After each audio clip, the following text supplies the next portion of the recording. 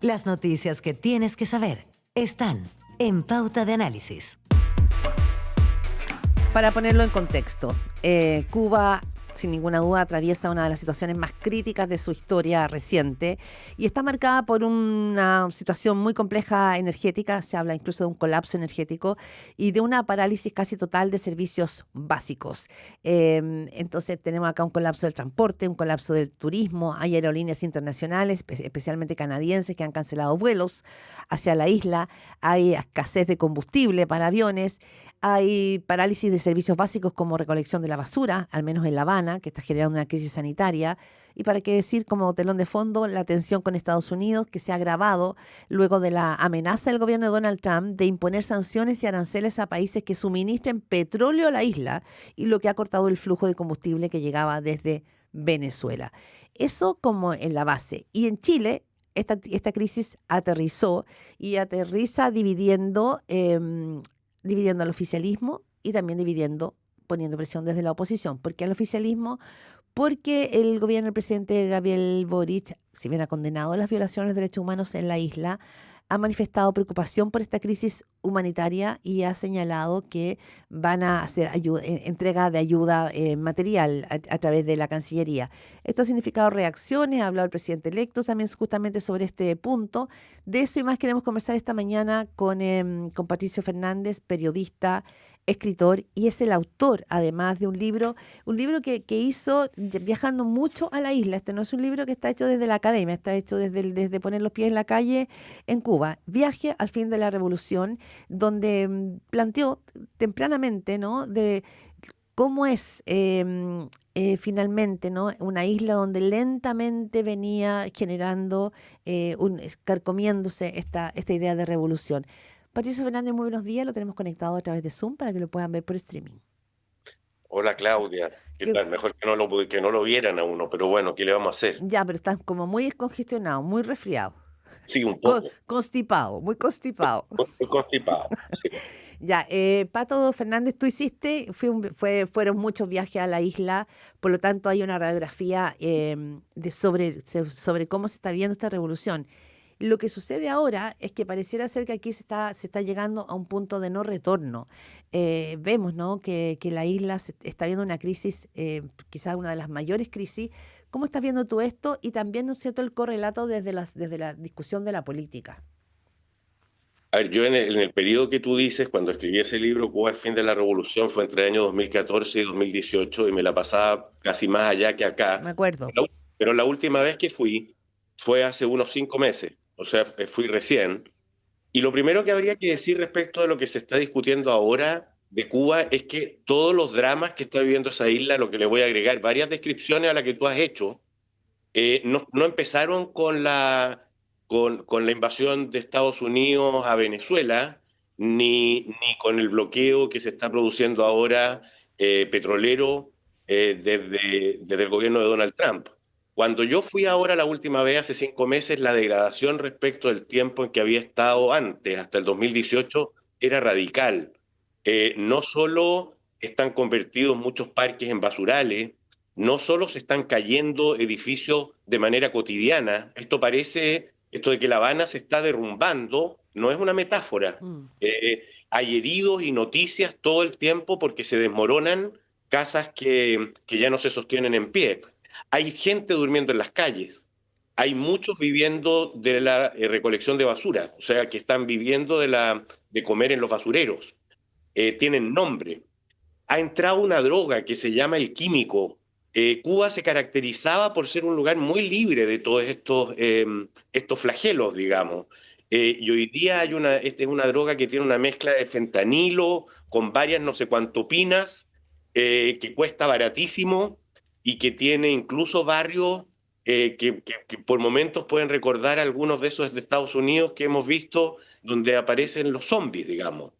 Eh, Han aparecido infecciones, o sea, epidemias por problemas de salubridad.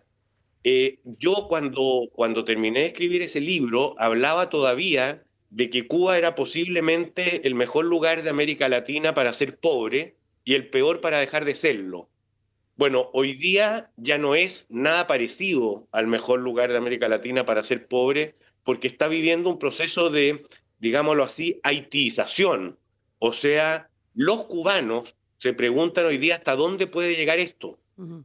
Un país que tenía prohibido el intercambio de dólares, hoy día está con una economía dolarizada, donde viven unos niveles inflacionarios inimaginables. O sea, el dólar oficial sigue costando cerca de 24 CUC y el dólar paralelo más de 500, según me dicen esta última semana. Mm. Los precios ya no se le pueden poner precios a las cosas porque como el dólar a su vez cambia de precio cotidianamente, es muy difícil. Cuando te digo ponerle precio a las cosas, es a esos que las pueden comprar en los circuitos dolarizados. Mm. Porque otra cosa que pocos se imaginan es que el Estado cubano ya dejó de proveer, o sea, la libreta de abastecimiento ya no sirve para nada. Y lo que se vive más bien es algo parecido a un neoliberalismo salvaje y desregulado, O sea, donde está Pato, apareciendo cada vez más gente más rica y gente más miserable. ya, o sea, la radiografía que tú haces de esta Cuba es realmente, como tú dices, es mucho más allá de un franco deterioro, o sea, es derechamente, ¿no es cierto?, una caída de la estructura. En ese sentido, cuando vemos, ¿no es cierto?, la decisión de Estados Unidos de, de apretar, de ahogar el caso cubano, ¿no es cierto?, la ayuda con suministro y sanciones a países que lo hagan, esto sería simplemente la estocada final, a tu juicio. O sea, eso deja a Cuba en un nivel de asfixia que cuesta imaginar del cual cómo puede salir. Porque, ¿cuál es el tema que sucede con el Mm. petróleo? En Cuba la electricidad es a petróleo. Por lo tanto, esas centrales eléctricas, digamos, han dejado de funcionar.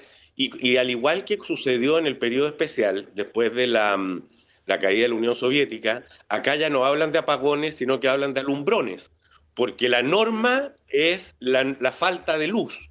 Y la excepción, han llegado a haber días en que tienen luz 2, 3 horas. Y toda la vida se empieza a condicionar a esas 2 o 3 horas. Piensa tú que lo que significa esto no es solo que no hay transporte, que no hay cómo moverse por los camiones, etcétera, que no hay luz, sino que además no funcionan los refrigeradores. La poca comida que se consigue se descompone.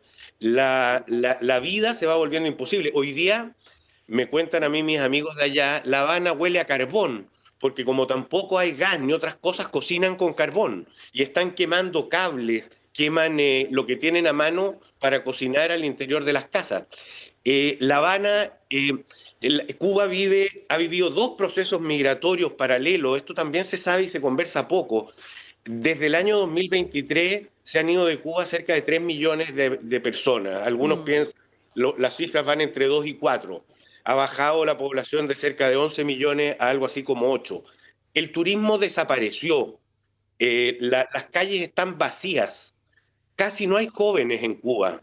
La población está cayendo de manera estrepitosa porque te comparten un problema, no solo tienen esta migración enorme, Mm. sino que comparten con Chile el drama de la natalidad muy restringida. O sea, es una población que se ha envejecido. Mira, yo estaba allá y presencié cuando Barack Obama, en el Gran Teatro de Cuba, en su discurso, cuando se produjo ese tiempo de apertura y Mm. esperanza, entonces, haber dicho ahí públicamente que envidiaba el sistema de salud cubano, que envidiaba para los Estados Unidos el sistema de salud cubano. La UNICEF y todas las instituciones internacionales siempre lo destacaron. Hoy día la salud en Cuba es una calamidad. Los médicos se han ido, no hay medicamentos Y y esto, más te vale no enfermarte allá. sí, Pato Fernández, y esto en el reporte, digamos, de personas que tú conoces que están en la isla, hace más premiable una decisión de Estados Unidos de intervenir finalmente, ¿no es cierto? O sea, que aquí a lo mejor ya no se requieren medidas de apertura, reformas como tímidas, más tímidas como en los 90, sino que aquí lo que se requiere más bien es un sacudón más potente al régimen. O Eh, sea, la primera gran diferencia que yo diría que existe entre esta crisis profunda y lo que fue el periodo especial después de la caída de la Unión Soviética, es que primero entonces todavía estaba Fidel vivo y quedaba algo de algo de espíritu revolucionario, algo de fe. Quedaba algo, un raspado, ¿eh? Pero Mm. algo. Hoy día no queda nada. Yo no conozco a ningún cubano, incluso a los que han sido muy comunistas en la isla, que hoy día tenga alguna esperanza en que la revolución va a construir algún tipo de justicia para el mundo y para su país. Solo encuentro gente que repite esto afuera, dándole la espalda de manera muy radical a lo que son los dramas que viven los cubanos al interior. ¿Te refieres al Partido Comunista Chileno, por ejemplo? Este otro, y en Chile y en otras partes del mundo, se habla, a mí siempre me ha llamado la atención cómo la conversación en torno de Cuba se parece, siempre he puesto este ejemplo a esa serie que vimos alguna vez en nuestra infancia que se llama La Isla de la Fantasía, donde cada cual, ¿te acuerdas? Estaba Tatú, que recibía el avión. Eh, Con su terno blanco, sí, por supuesto. Claro, y los que llegaban a este lugar a realizar ahí lo que en sus cabezas se supone que previamente imaginaban. Entonces, llegaban siempre a Cuba la gente más de derecha a mirar solo calamidades, y llegaban la gente más de izquierda a encontrarse con unas maravillas, y la incapacidad de mirar y temperar, digamos, lo que verdaderamente sucedía no estaba. Hoy día quien de alguna manera no vea el drama humano que se está viviendo en Cuba, desde el lado que sea, es alguien que está siendo ciego a una realidad. Mm. Ahora, Entonces, es complicada, y es muy complicada entonces la respuesta de la ayuda humanitaria, etcétera, porque por una parte, cualquier buen sentimiento humano lleva a decir algo, ¿qué podemos hacer por esta gente que está en una situación tan calamitosa? Pero por otra, esta calamidad no es producto de un fenómeno natural. Por lo tanto, cuando tú dices, hagamos ayuda, convirtamos esto en una ayuda humanitaria, Cuba desde comienzos de los años 60 que no es capaz de vivir por sí misma de lo que produce, hasta el año 90 mm, vivió de la Unión Soviética. ya, El periodo especial es el periodo de pobreza hasta que llega a Venezuela a ayudarlo. Entonces, ayuda humanitaria significa que vamos a sostener con oxígeno artificial, y que el mundo le va a dar de comer a un país que mal administrado, con los temas de bloqueo, etcétera, pero muy esencialmente mal administrado y que ha sido incapaz de generar su propia sobrevivencia, lo vamos a mm. mantener, parece bastante Ya, inviable. eso que tú planteas, Pato Fernández, ha sido parte del debate en Chile, digamos. Quiero llevarlo acá, Sí, aterrizarlo, entre quienes señalan y sostienen como el gobierno chileno y sobre todo, muchos dicen impulsado por el Partido Comunista chileno,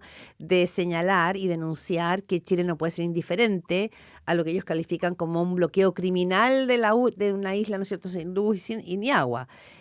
Pero también voces desde sectores de la izquierda, centro izquierda, y de la oposición, de la derecha, de que no se le puede estar dando oxígeno a un régimen que tiene, digamos, sumido al pueblo cubano en una situación imposible. Entonces, esa disyuntiva se refleja también aquí, en la posición que tome Chile respecto de ayuda o no ayuda a Cuba. sí, pero yo he visto, por lo menos lo que he leído, escuchado y por ahí conversado, entiendo que el presidente tiene la voluntad de hacer una colaboración a través de UNICEF Sí, con el... Ya. Hay algo de eso que matiza la conversación, porque yo supongo, esto también lo está viviendo México, yo supongo que una manera coherente y sensata de prestar ayuda sería organizarla de manera internacional y a cambio de algunas cosas. La primera que yo creo que habría que poner sobre el tapete es la libertad de los presos políticos. En Cuba hoy día las cifras oscilan entre 800 y 1.200 presos políticos.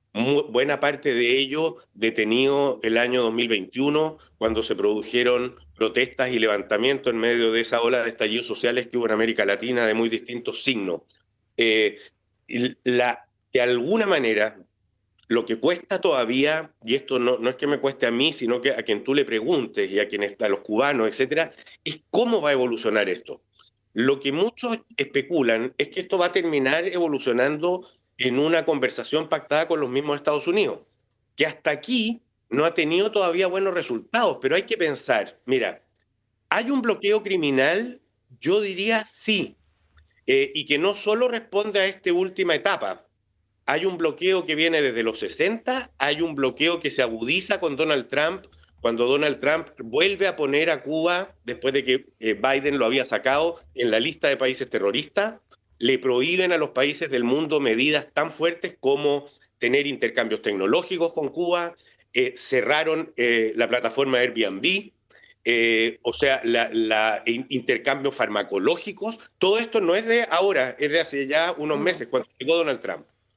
Pero también es verdad que en Cuba tú tienes, quien conozca ese país y lo haya recorrido, sabe que se prolongan y se prolongan los campos donde crece una maleza que se convierte en bosques y que le llaman marabú, donde tú sabes que la gente no trabaja, donde tú sabes que no se produce nada, donde desde hace años que están mm, importando azúcar al país que fue el gran generador de azúcar del mundo, donde importan el arroz, donde hoy día, cuando te digo que no se produce nada, es nada. O mm, sea, no hay una industria. Y que no se intentar producir se mete en un tete, mm. porque es complicado, es enredado y te ves expuesto a ser culpable de acusaciones más que aplaudido por tus empeños, digamos.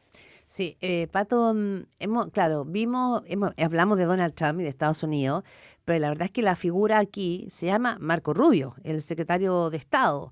Él es la figura central o, digamos, el arquitecto de estas nuevas sanciones que buscan cortar cualquier entrada de Es, divisa, ¿no es cierto? es tan, Él es la es tan figura. Es tan cierto lo que tú dices que hasta cuando yo estaba en Cuba, ahora hace unos 5 meses, Donald Trump, desde que había asumido su mandato, no había pronunciado nunca la palabra Cuba. O sea, para Donald Trump este no era un asunto. Es verdad que este asunto está encabezado por Marco Rubio. Marco Rubio, en el discurso que acaba de dar en Múnich, que es un discurso que es importante escucharlo Muy, porque sí. está de alguna manera formulado el credo trumpista y la línea política internacional, habló también de que con Cuba lo que podía terminársele pidiendo son medidas económicas. Una vez más, algo parecido a lo de Venezuela. O sea, no se habla de democracia, no se habla ni siquiera en una primera instancia de cambio de régimen, sino que se habla de determinadas medidas que pudieran el día de mañana, qué sé yo, permitir a cambio de otras cosas la apertura de la Mm. inversión extranjera, soltar las riendas, digamos, del control estatal, etcétera, etcétera. Pero como tú dices, lo que sí hoy día todo cubano experimenta es que cuál es el paso siguiente de esto, porque el hoyo es difícil imaginar que pueda ser más hondo. Mm.